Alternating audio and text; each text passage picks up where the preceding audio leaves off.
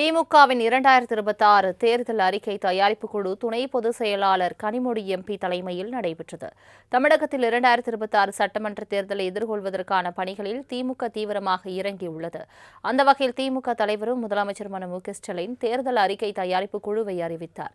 இந்த நிலையில் சென்னை அண்ணா அறிவாலயத்தில் துணை பொதுச் செயலாளரும் எம்பியுமான கனிமொழி தலைமையில் நடைபெற்ற இந்த கூட்டத்தில் அமைச்சர்கள் பிடிஆர் கோவிச்செழியன், டிஆர்பி ராஜா ஆகியோர் கலந்து கொண்டனர்.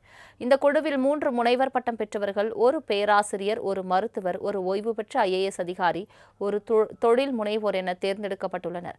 அத்துடன் டி.கே. இளங்கோவன், கான்ஸ்டன்டைன் ரவீந்திரன் உள்ளிட்ட மூத்த நிர்வாகிகளும் குழுவில் உள்ளனர். IAS அதிகாரி ஜி. சந்தானம் வன்னியர் பொது சொத்து நலவாரிய தலைவராகவும் CMDA துணைத் தலைவராகவும் பணியாற்றியுள்ளார்.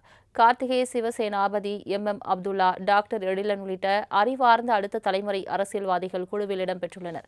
தேர்தல் அறிக்கை தயாரிப்பு குழுவில் அனைத்து மண்டலங்களுக்கும் பிரதிநிதித்துவம் அளிப்பதுடன் 2026 தேர்தலில் அனைத்து தரப்பு மக்களையும் கவரும் வகையிலும் தமிழகத்தின் பொருளாதார மற்றும் சமூக வளர்ச்சியை முன்னிறுத்தும் ஒரு தொலைநோக்கு ஆவணத்தை தயாரிப்பதே இந்த குழுவின் இலக்காக உள்ளது.